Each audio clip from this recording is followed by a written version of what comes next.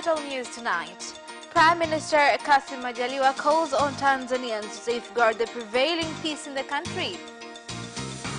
President Uhuru Kenyatta delivers State of the Nation address in which he proposes a new VAT levy. And in sports, members of parliament laud boxer Hassan Mwakinyo. Good evening, this is Capital News at 9:30. My name is Khadija Zimbwe. First, the national news.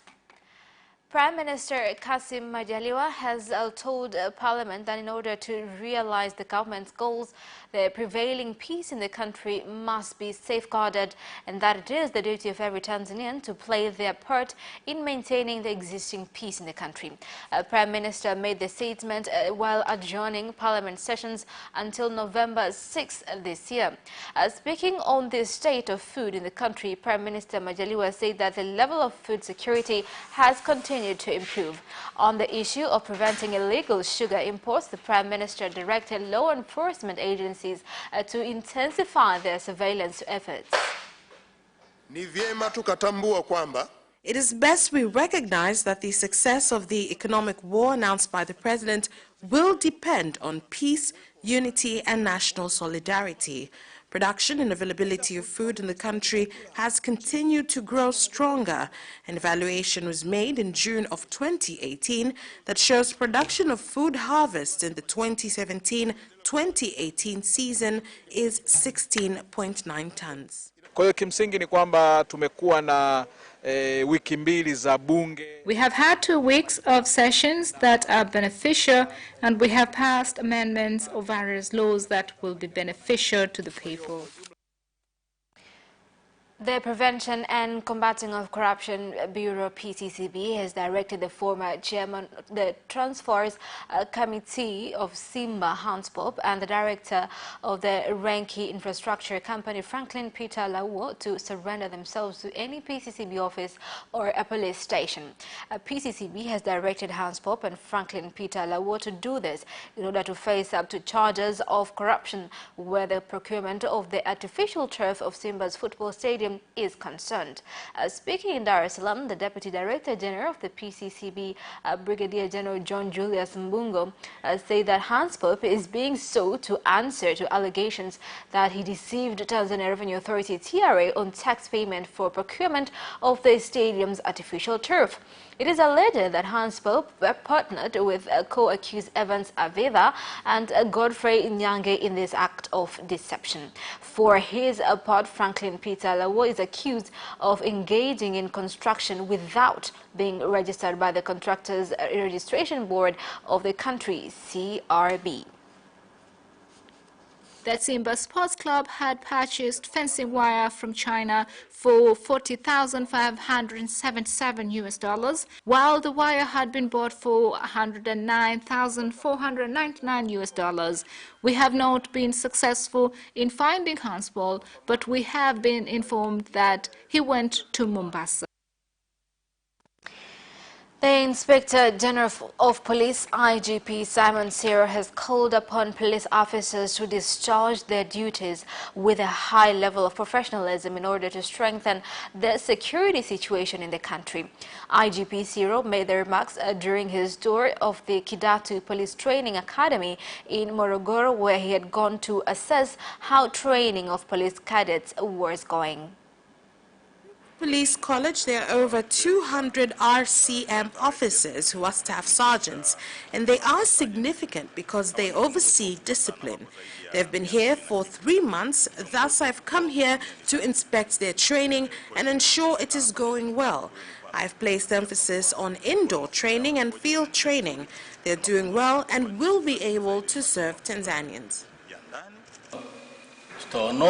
We will sharpen you and you will reach the level expected by the college.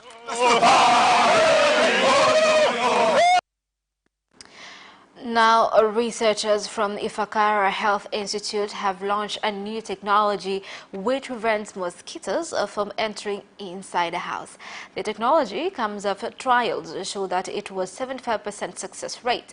This was revealed in Dar es Salaam by the lead researcher of the project, Dr. Ladislaus Mnyone, during a meeting to present the results of the research.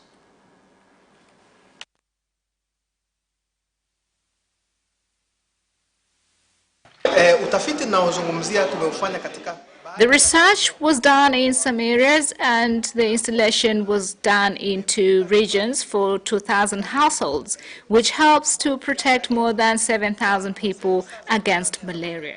We ask that advocacy is done on this project so malaria can become extinct in Tanzania. Together with SADC member states, we can make sure it happens by 2030. Investment activities in the industrial sector in Mufindi district Iringa region have continued to thrive, with the latest entrants being a timber processing company, electricity pole manufacturing and wood shaving charcoal companies. The companies are estimated to have invested more than 57 billion shillings in the investment activities. Speaking with investors, Iringa Region Commissioner Ali Habi assured them that the regional government will protect their investments and give them cooperation.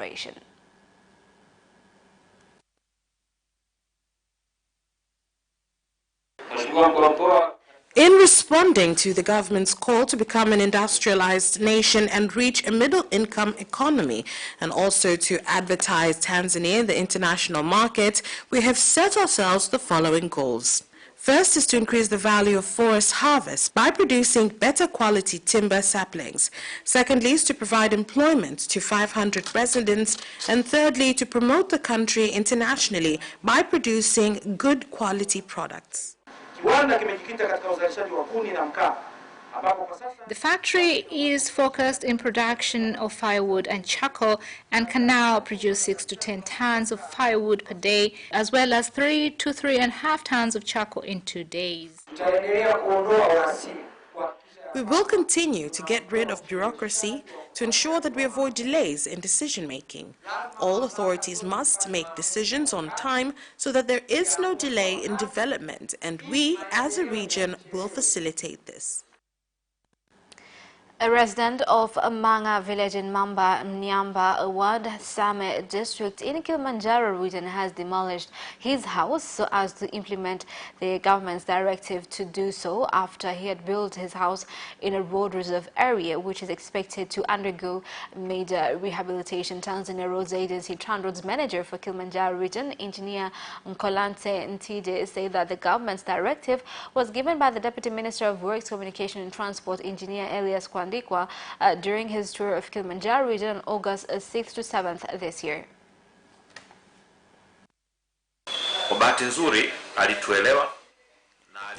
Fortunately, he understood us and made the decision to demolish it himself.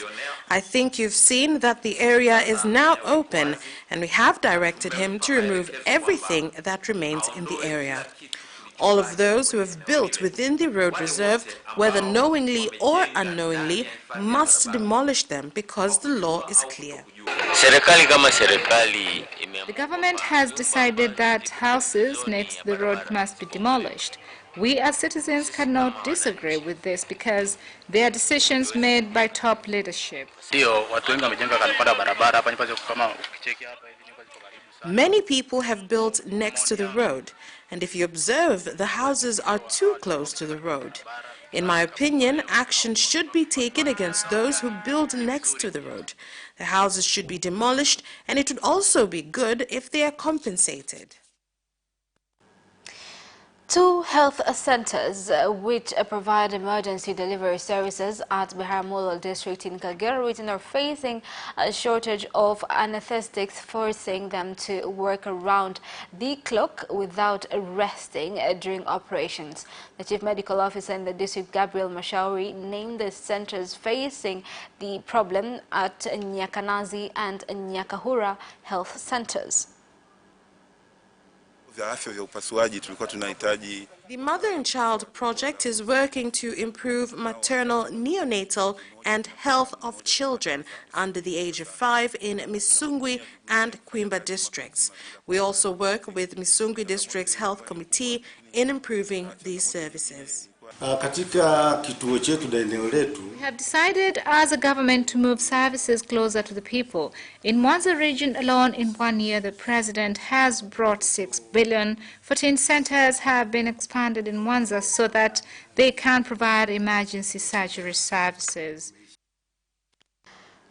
More than 50,000 residents from villages near Selous Game Reserve in northwestern Msolwa have started to benefit from hunting and fishing activities by tourists, as revenue collected from the activities has gone into the construction of a school, health center, and various social services. The benefits we have been getting from Selous include investors helping us in construction of a school and village office. We're working together in partnership, and they feel that they are part of us. There is a health center that was built here, which means that people are able to get treatment from here. And that is the end of national news. International news follows up next.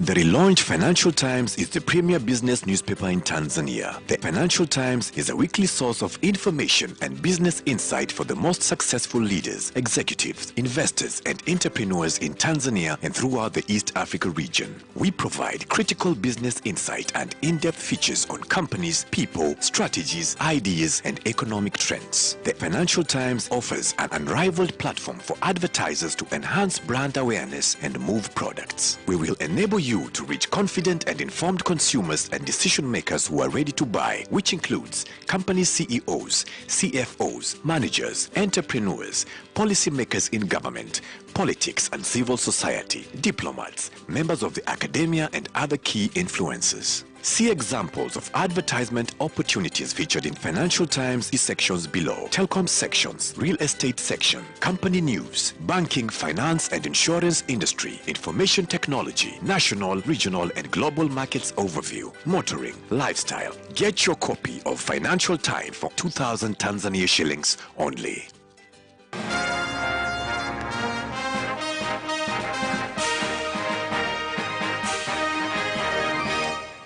Welcome back, and in international news tonight. Now, President Uhuru Kenyatta has proposed a fuel VAT cut from 16 to 8%, which will lead to a drop in petrol prices from 127 to 118 shillings and 115 to 107 shillings for diesel. President Kenyatta announced this during a national address on Friday on various issues, including the financial bill of 2018, which he reviewed and returned to Parliament on Thursday evening. Few days, listening to a wide cross-section of views. And it is clear that you are all troubled of super petrol will drop from the current Kenya shillings 127 to about Kenya shillings 118. I have further proposed wide-ranging cuts in spending, hospitality, foreign and domestic travel, training. I've also proposed to increase the resources available to the institutions concerning corruption and economic crimes. The government of Uganda has inaugurated the Mulago Specialized Women and Neonatal Health Hospital, established to handle complicated reproductive health cases by using state-of-the-art equipment. Speaking at the occasion, Prime Minister Ruhakana Ruganda said the new facility will promote medical tourism in the country, as they expect it to attract referrals from neighboring countries. It is going to be a referral hospital. Hospitals are now being built that specialize in women all over the country. The South African government launched a national development plan to eliminate poverty by 2030, but levels are still increasing. 14 million South Africans are now living in extreme poverty, surviving on less than $1.25 a day. Government statistics show that poverty levels have increased since 2011. Soweto is rich in contrast. While there is a growing middle class and a vibrant economy, many here live in poverty. One of those people is Rosie Msibi. She's unemployed and looks after 4 grandchildren with a government pension of $100 a month. It's too little money to feed 4 growing boys. The money runs out before the month is over. We struggle to survive. She brings the children to this community center where they have what is often their only meal of the day. Government statistics show that poverty levels have increased since 2011, with 14 million South Africans now living in extreme poverty, surviving on less than $1 a day. 30 million South Africans live in poverty. And that is the end of international news. Business news follows up next. Watch Business Edition as we talk to business leaders and experts in sectors that are transforming Tanzania's economy. To be rich, I have to be a business person.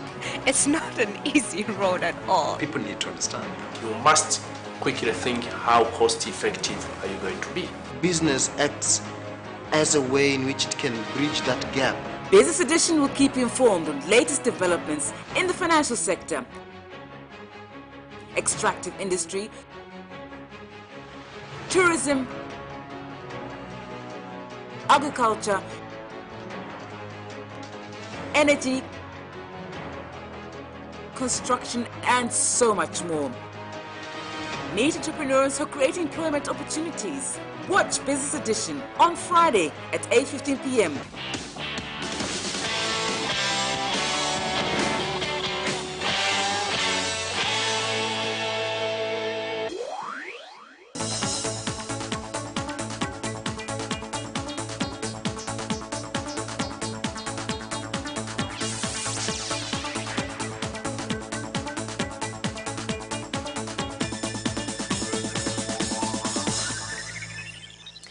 Welcome back, and in business news. Small fruit and vegetable farmers from Ruvu Ward in Same District, Kilimanjaro region have complained on a lack of reliable market for their produce, forcing them to sell at a loss. To address the situation, the manager of Fruit and Vegetable Project, Edith Banzi, said that they plan to establish a tomato processing plant at Ruvu, which will give tomato farmers a reliable market. The biggest challenge is markets. Due to our geographical location, there is a significant distance and the road is bad. Thus, when an agent comes, we will drop the price, and even if you do not want to, you will have to accept the price that is offered. We work with farmers because our aim is for our presence to have an impact to the community surrounding us. We're working with farmers in this area. We have 2 groups with over 30 farmers, but in Jiungeni village, we have about 160 farmers. Thus, we have managed to reach over 200 of the farmers. The third phase of our project is to do value addition. Now, NMB Bank Kahama branch has advised small and big entrepreneurs to use opportunities from loans with low interest in order to grow their capital and businesses. The advice was given by the manager of NMB Western Zone when addressing small entrepreneurs and farmers of NMB Business Club. We have been taking this into consideration, and just recently we lowered the interest rate by 2% for mid-sized loans and 3% for small loans, so people should not be scared to come. We not only give loans, but we offer business advice too. Time the interest rate is high, which can become manageable if we get the right advice, but we must use the loan responsibly. The National Economic Empowerment Council, NEEC, has said that the government is addressing challenges in formalization of businesses in the informal sector. In this country, we rely on youths. They are the strong ones and can think clearly. They can solve a lot of problems. When you think about innovation, they are the ones that can come up with new innovations that will help find solutions to problems within our country. And that's the end of business news. Sports news follows next.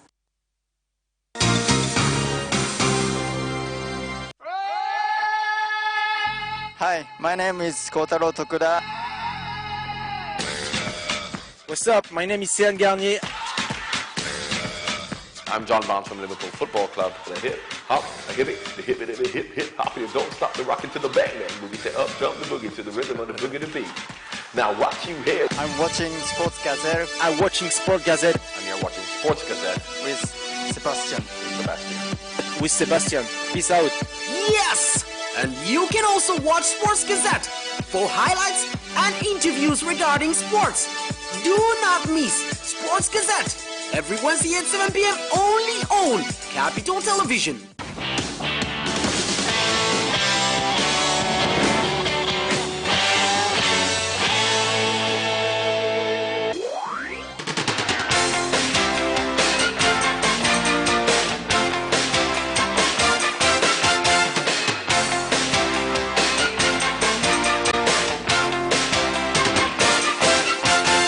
And now let's wind up our bulletin with some sports news.